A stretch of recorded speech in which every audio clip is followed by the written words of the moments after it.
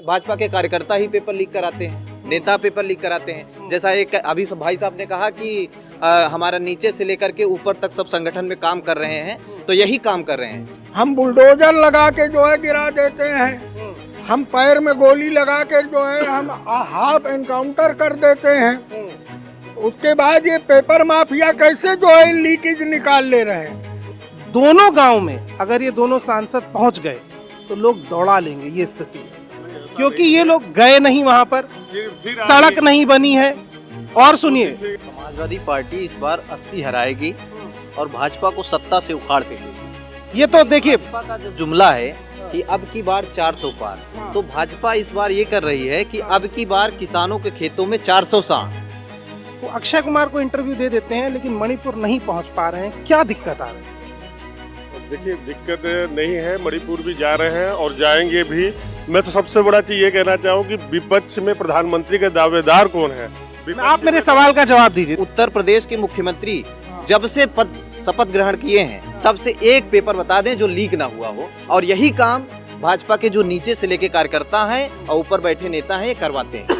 पूरी बात यह है कि भारतीय जनता पार्टी का शासन तभी तक चलेगा जब देश में दंगा फसाद, बलात्कार, रेप, अब वो जितना चरम सीमा पर रहेगा भारतीय जनता पार्टी सीट उतनी ज्यादा पाएगी। एक भी बीजेपी नेता के घर ईडी सीबीआई क्यों नहीं गई? ये फिल्टर क्यों लगाए? सवाल नहीं, वो धीरे धीरे बाहर हो रहे हैं। जैसे अगर देख रहे हैं हमारी सरकार, हमारे प्रधानमंत्री जी और हमारे मुख्यमंत्री जी देख रहे हैं जो गड़बड़ है उसको धीरे धीरे बाहर का रास्ता भी दिखा रहे हैं। मणिपुर में सरकार किसकी है? आप जान ही रहे हैं, आप बताइए।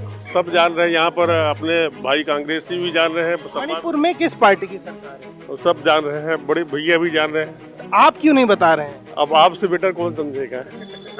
नमस्कार, मेरा नाम राघव है और आप पॉलिटिक्स देख रहे हैं। टीम पॉलिटिक्स की चुनावी यात्रा दिल्ली से निकल के मथुरा, आगरा, मैनपुरी, लखनऊ कवर करते हुए आप पहुंची है इलाहाबाद।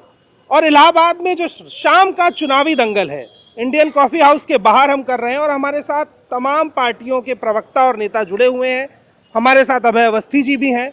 आज की इस बहस में हम जानेंगे कि इलाहाबाद के चुनावी मुद्दे क्या हैं, कौन लोग यहाँ से चुनावी दंगल में उतरने वाले हैं। और ऐसा माना जाता है कि इलाहाबाद उत्तर प्रदेश की तो राजनीति तय करता ही है, इसके साथ साथ दिल्ली की कुर्सी का जो रास्ता है उसमें भी इलाहाबाद की पैठ रहती है। बहुत बहुत स्वागत है अभय सर आपका, और आप सभी लोगों का भी बहुत स्वागत है। सर, पहला सवाल आपसे ही, कांग्रेस जो उत्तर प्रदेश की कभी सबसे मजबूत पार्टी हुआ करती थी, आज वो अपनी 2 सीटों को बचाने के लिए पूरी ताकत लगाई हुई है, अमेठी और रायबरेली। बाकी 78 सीटों पे तो वो ध्यान ही नहीं दे पा रही है। ऐसा क्या हुआ कि कांग्रेस इतना दूर होती चली गई उत्तर प्रदेश से? देखिए, कांग्रेस पार्टी जो है एक ऐसी पार्टी है जो सीटों से ज़्यादा अपने सिद्धांतों को बचाने के लिए लड़ाई लड़ती है। हम देख नहीं, हम सरेंडर ना होने वाले लोग हैं। बाकी सभी दल जो है घूम फिर के आत्मसमर्पण कर देते हैं। एक शेर के आगे जो है कहते हैं कि जो है आदमी जो है सरेंडर हो जाते हैं, जंगल के सब लोग। लेकिन हम लोग अपने सिद्धांत को, जो संविधान का सिद्धांत है, जो सेक्युलरिज्म का सिद्धांत है, जो नेहरूवाद है, जो भाईचारा और जो है हमारी जो है जो देश की सांस्कृतिक एकता का जो बिगुल है उसको मजबूती से पकड़े। हमारे नेता राहुल जी वो जो है वो स्पष्ट कहते हैं कि हम अपने सिद्धांतों से समझौता नहीं कर सकते, और ये इतिहास है हिंदुस्तान का कि हमने कभी भी भारतीय जनता पार्टी के साथ कोई समझौता नहीं किया है। और भारतीय जनता पार्टी की जो है नटई थामने का काम जो है हम कांग्रेस पार्टी के लोग ही करते हैं। चुनाव बन गया है, माहौल बन गया है। समाजवादी पार्टी के हमारे नौजवान यहाँ प्रवक्ता खड़े हैं। हमारा गठबंधन समाजवादी पार्टी और कम्युनिस्ट पार्टी के साथ मजबूती के साथ इलाहाबाद में जो है हमने चुनाव की तैयारी कर रखा है। ये सीट फूलपुर वाली समाजवादी पार्टी के पाले में है और इलाहाबाद संसदीय सीट, ऐसा कहा जाता है कि फूलपुर जो है वो नेहरू की परंपरागत सीट। तो इलाहाबाद संसदीय सीट जो है ये आपके लाल बहादुर शास्त्री जी की जो है परंपरागत सीट है। यहाँ से 2 बार लाल बहादुर जी ने रिप्रेजेंट किया है।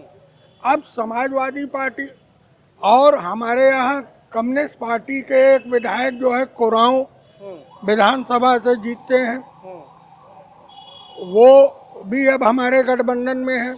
तो समाजवादी पार्टी कम्युनिस्ट पार्टी के साथ मिलकर कांग्रेस मजबूत जो है दावा जो है पेश करने जा रही है, और ये सीट ईश्वर चाहेगा तो ये सीट भारतीय जनता पार्टी के आंख से काजल जैसे निकाल लिया जाता है, उस तरीके से हम लोग निकाल लेंगे। आपकी बात से मैं सहमत होता, मगर एक सवाल मैं आपसे फिर कहूंगा। 2019 में फूलपुर ही सीट थी, कांग्रेस को 27,000 वोट मिला केवल। गठबंधन नहीं था।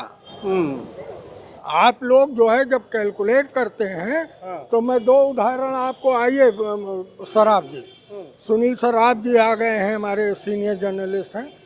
तो जब जो है आपको मैं 2 उदाहरण दे रहा हूँ। डॉक्टर रीता बहुगुणा जोशी यहाँ पर कांग्रेस से लड़ती थी, 1.25 लाख वोट पाती।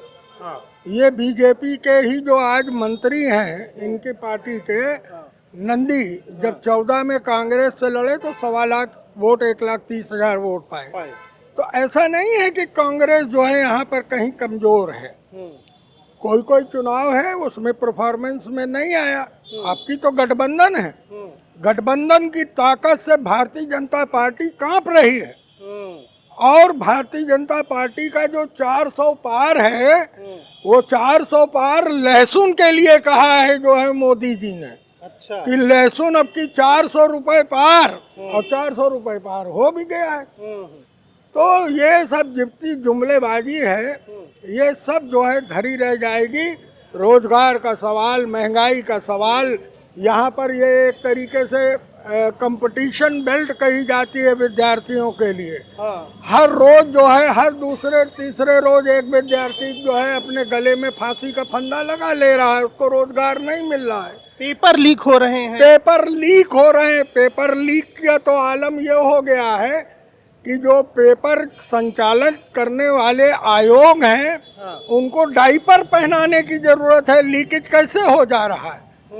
अब आप कह रहे हैं कि हम बड़ी सख्त गवर्नमेंट चला रहे हैं, हम बुलडोजर लगा के जो है गिरा देते हैं, हम पैर में गोली लगा के जो है हम हाफ एनकाउंटर कर देते हैं।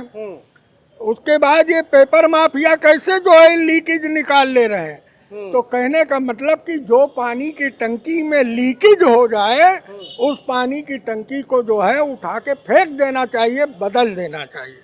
क्या लगता है, आप लोग 400 पार का वादा कर रहे हैं और इतनी सारी समस्याएं इस सरकार में उठी, क्या लग रहा है जनता फिर भी साथ देगी? पूरा विश्वास है, क्योंकि काम बोलता है। और हमारे माननीय प्रधानमंत्री मोदी जी और माननीय मुख्यमंत्री योगी जी का काम दिख रहा है। 400 पार होना ही है, और माहौल ही दिख रहा है। बीजेपी एक ऐसी पार्टी है, हमेशा जनता के बीच में रहती है। सारे कार्यकर्ता बूथ अध्यक्ष से लेकर के ऊपर तक के नेता कंटिन्यू, चाहे विधायक हो चाहे सांसद हो, वो अपने क्षेत्र में हैं और लगातार लोगों से मिल रहे हैं। हम लोग तो ऐसा नहीं कि चुनाव आता है तो चुनाव के समय फील्ड में हैं।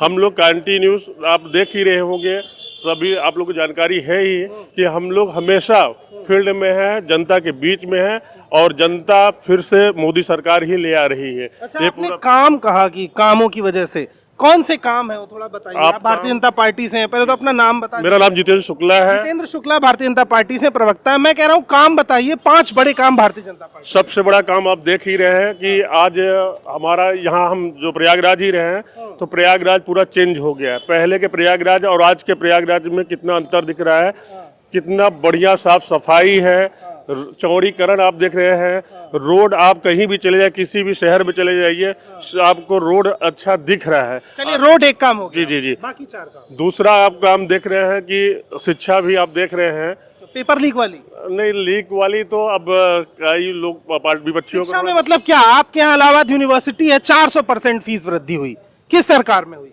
देखिए, थोड़ा वृद्धि ये है, लेकिन वो समय बदलता जा रहा है, समय बढ़ रहा है, धीरे धीरे महंगाई कुछ तो आएगा ही, उसमें ऐसा कोई कठिनाई नहीं, जनता समझ रही है, क्योंकि जिस तरीके से जनता के बीच में अभी सबको नहीं, मैं फिर अपने सवाल पे आता हूँ कि 5 बड़े काम बताइए आप। एक काम आपने रोडों का बताया, मैंने उसे कंसिडर कर लिया। हालांकि इलाहाबाद में बहुत से ऐसे क्षेत्र हैं जहाँ सड़क अभी टूटी है, लेकिन फिर भी चलिए मान लेते हैं सड़क बनी है, लेकिन 4 और काम क्या है? कॉलोनी देखिए, आज गरीबों को जिस तरीके से कॉलोनी मिला है, उनको रहने के लिए आवास मिला है, ये हमारी सरकार ने हर घर का वादा जो किया था गरीबों के लिए वो कर रही है।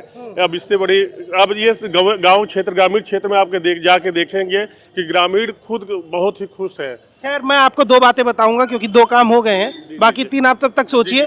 मैं स्मृति ईरानी ने जो गांव गोद लिया था सुजानपुर, और जो गांव राजनाथ सिंह ने गोद लिया बेती, मैं आपको ही बताऊंगा भाई जी, मैं दोनों गांव होकर के आया हूं। दोनों गांव के सरकारी स्कूल का शौचालय इस हालत में है कि आप उसके दरवाजे पर नहीं खड़े हो सकते हैं। दोनों गांव में अगर ये दोनों सांसद पहुंच गए तो लोग दौड़ा लेंगे, ये स्थिति है, क्योंकि ये लोग गए नहीं वहां पर, सड़क नहीं बनी है। और सुनिए, सांसद आदर्श ग्राम, फिर आ रही हैं। ये तो कुतर्क हो गया मेरा कहना कि जो 5 वादे होते सांसद आदर्श ग्राम में क्या क्या करना होता है, आप बताइए। और सबसे बड़ा शिक्षा, बिजली, सड़क, और वो चीज आपको दिख रहा है। आप गलत है, मैं आपको बताता हूँ। सबसे पहला बैंक, डाकखाना, शौचालय, हर घर जल, बिजली, उसके अलावा सबसे मुख्य तौर पर स्वच्छता। ना तो वहाँ गौशाला बनी है, ना डाकघर है, ना बैंक है, ना सड़क है। सुजानपुर गांव में घूमकर आया हूँ, जिस गांव ठीक, का हूँ मैं परानीपुर गांव का हूँ, मेजा विधानसभा में परानीपुर, वहाँ मेरे खुद बना हुआ है, मेजा में 4 गौशाले हैं। मैं केवल स्मृति ईरानी के गांव की बात कर रहा हूँ। हमारे साथ समाजवादी पार्टी के भी लोग हैं और कांग्रेस से हैं, समाजवादी पार्टी से आप दोनों हैं, आप कांग्रेस से हैं। मेरा सवाल आपसे है कि गठबंधन में समाजवादी पार्टी कांग्रेस के साथ आई, इससे पहले मायावती के साथ भी गठबंधन में रही, अपना दल के साथ भी गठबंधन में थी, जयंत के साथ भी गठबंधन में थी। आपके गठबंधन सफल क्यों नहीं होते हैं? किसी के साथ भी चल क्यों नहीं पाते? जयंत पे बहुत भरोसा था, राज्यसभा भेजा, चले गए, क्या हुआ समाजवादी पार्टी के साथ? समाजवादी पार्टी इस बार 80 हराएगी और भाजपा को सत्ता से उखाड़ फेंकेगी। ये तो देखिए, भाजपा का जो जुमला है कि अब की बार 400 पार, तो भाजपा इस बार ये कर रही है कि अब की बार किसानों के खेतों में 400 साढ़।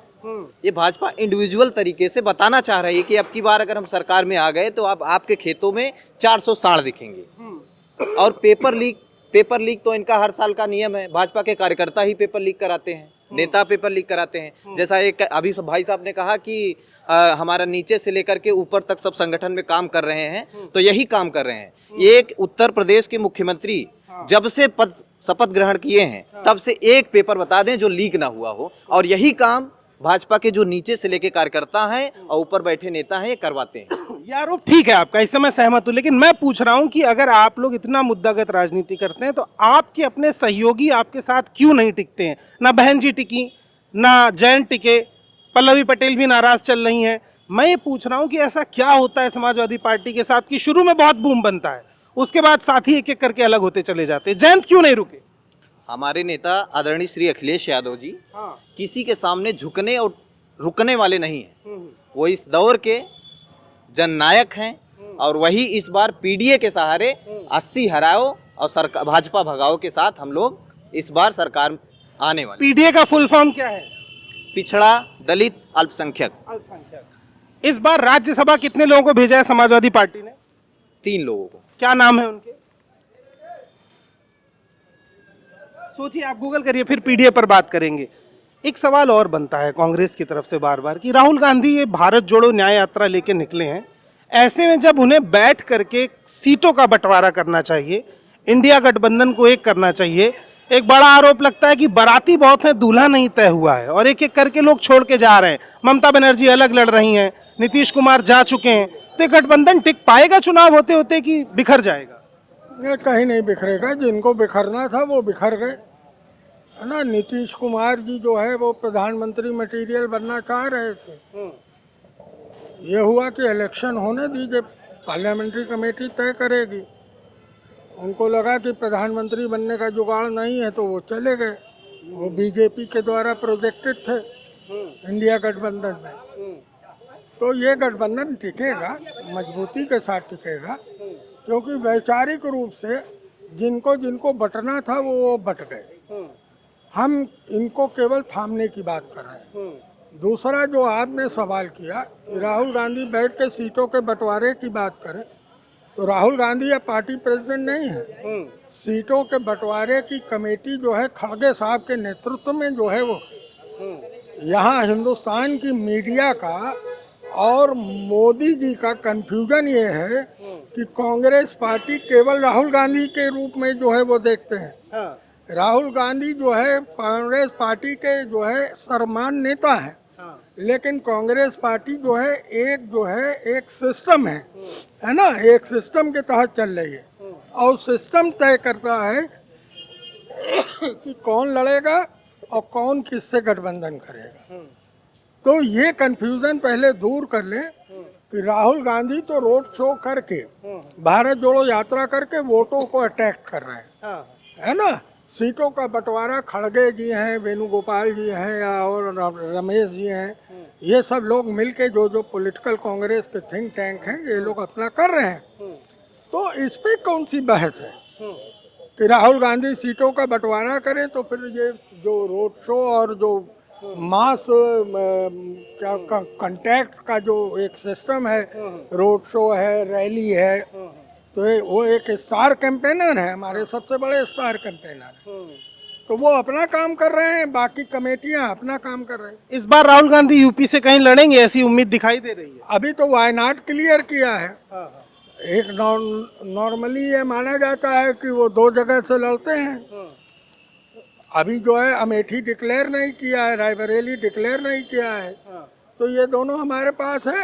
अगर जो है ये पार्टी हाईकमान कहेगा, हमारा पार्लियामेंट्री बोर्ड कहेगा कि राहुल जी आपको यहाँ से भी लड़ना है, तो राहुल जी निश्चित लड़ेंगे। आप वरिष्ठ पत्रकार हैं इलाहाबाद से, क्या नाम है सर आपका? सुनील सराफ। सुनील शराफ जी हैं। सुनील जी, लंबे समय से आप पत्रकारिता कर रहे हैं। ये सवाल मेरा बड़ा पत्रकारों वाला ही है कि क्या आपने आज से पहले किसी सरकार को ईडी, सीबीआई, इनकम टैक्स, इन सब संस्थाओं का इतना बेहतरीन तरीके से उपयोग करते हुए देखा है?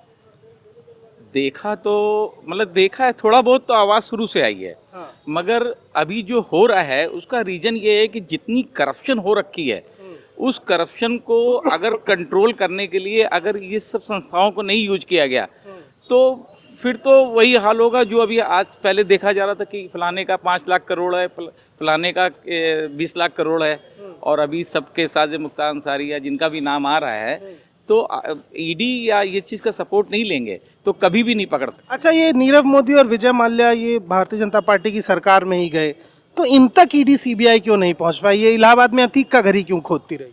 इसलिए कि ये जो जिस समय इन्होंने सारा स्कैम किया वो पूरा कांग्रेस की गवर्नमेंट में किया था। अच्छा, अतीक जब गुंडाई कर रहे थे वो भाजपा की गवर्नमेंट थी? उस समय ज़्यादा सपा की गवर्नमेंट थी। सबसे ज़्यादा उन्होंने जब किया तब सपा की गवर्नमेंट थी। और जहाँ तक अभी आप पूछ रहे थे कि वो पेपर लीक की बात है, मुलायम सिंह जी ने पेपर लीक के ही कि मैं पेपर नकल करवाऊंगा, इसी बेस पे वो इलेक्शन जीते थे।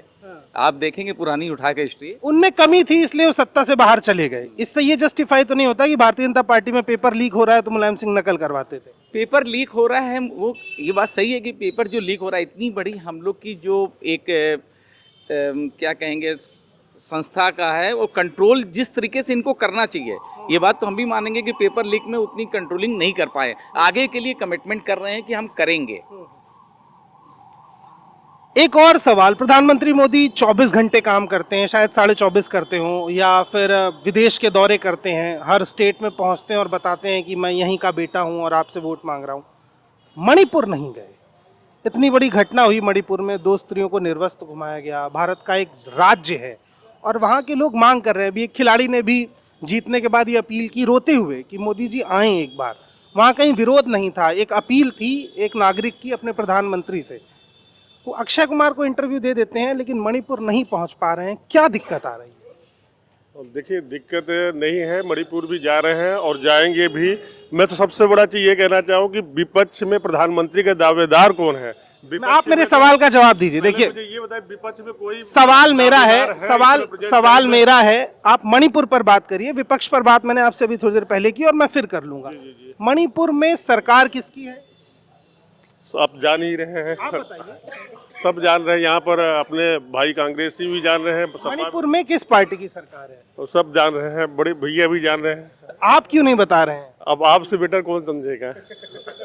भारतीय जनता पार्टी की सरकार है ना, केंद्र में किसकी सरकार है? केंद्र में भी और रहेगी भी, है भी रहेगी। लेकिन फिर मणिपुर क्यों अनकंट्रोल्ड है, मैं नहीं समझ पा रहा हूँ। वैसे आप कह देते थे कि जनता कांग्रेस को भी सुधरना होगा, सरकार अकेले सब कुछ नहीं कर रही। जनता, जब तक जनता की मानसिकता नहीं सुधरी, जैसे गंदगी के लिए हटाने के लिए बताया जा रहा है कि ऐसे करो, सुबह गाड़ी वाला आ रहा है, लेकिन हम लोग अपने से जब तक सुधार नहीं करेंगे तो सरकार कितना, जैसे हमारे गार्जियन हमें चाह रहे बेटा पढ़ो, तो बेटे को भी ध्यान देना होगा पढ़ना। कितना भी गार्जियन कर ले, बच्चा नहीं ध्यान देगा तो नहीं हो पाएगा, बच्चे को प्लस गार्जियन को। तो यहाँ पर हमारी सरकार सारी सुविधाएं दी है, सारा व्यवस्था दिया है, तो थोड़ा जनता को भी आगे आना पड़ेगा। लॉ एंड ऑर्डर कौन कंट्रोल करेगा, पुलिस प्रशासन सरकार या जनता खुद कंट्रोल पूरा एक करेगी? तरफ से आएगा तो आप लोग कहेंगे पूरा तानाशाही कर रहे हैं, तब आप लोग, जैसे अभी ईडी वाला आपने प्रश्न उठाया, वो सरकार के पास वो चीज़ था ही नहीं, वो लोग जा रहे थे, अब खुद करप्शन कर रहे हैं, हमारे खुद कमियां है, तो ये यूज नहीं कर पा रहे थे। अब भाजपा को अपना विश्वास है कि हम सब सही है, तो वो कर रही है, यूज वही करता है जो कॉन्फिडेंस में दावे अपना। अच्छा, भारतीय जनता पार्टी में एक भी व्यक्ति घूस नहीं लेता होगा, भ्रष्ट नहीं होगा, ऐसा आप मानते हैं? एक भी सिंगल आदमी? कुछ होंगे तो वो फिर धीरे-धीरे बाहर एक हो भी जा रहे हैं। बीजेपी नेता के घर ईडी सीबीआई क्यों नहीं गई? ये फिल्टर क्यों लगा है, सवाल ये। नहीं, वो धीरे धीरे बाहर हो रहे हैं। जैसे अगर देख रहे हैं हमारी सरकार, हमारे प्रधानमंत्री जी और हमारे मुख्यमंत्री जी देख रहे हैं जो गड़बड़ है, उसको धीरे धीरे बाहर का रास्ता भी दिखा रहे हैं। कांग्रेस के साथी हैं हमारे साथ पटेल जी, इनका कहना है कि मणिपुर की जनता को खुद हल निकालना होगा, सब काम सरकार ही थोड़ी ना करेगी। पूरी बात यह है कि भारतीय जनता पार्टी की शासन तभी तक चलेगा जब देश में दंगा फसाद, बलात्कार, रेप, अब वो जितना चरम सीमा पर रहेगा, भारतीय जनता पार्टी सीट उतनी ज़्यादा पाएगी। पेपर लीक होगा, इनके लोग कमाएंगे, सरकार में बैठे लोग। आज इसके पहले बताते थे यादव आयोग, अब इस समय क्या इसको कहेंगे, ब्राह्मण आयोग की ठाकुर आयोग कहेंगे? पूरा लीक आयोग नहीं कहेंगे हम, सीधा इसको ब्राह्मण आयोग कहेंगे कि ब्राह्मण ठाकुरों को फायदे के लिए सरकार कर रही है, लीक करा रही है। जब बैकवर्डों ने और दलितों ने, जब बैकवर्डों हाँ नाम दिया, वो गलत नाम है, लीक सेवा आयोग नहीं, उसको हम अपर कास्ट सेवा आयोग कहेंगे कि अपर कास्ट को फायदा उठा देने के लिए। जब हमारे दलित के बच्चे, दलित के, बैकवर्ड के और अल्पसंख्यक के लड़के जब पढ़ने लिखने लगे, अभी 25-30 साल से पढ़ाई लिखाई में बहुत आगे निकले हैं, तो इनको दबाने के लिए ये सारा लीक हो रहा है। इस सरकार की मिली भगत है।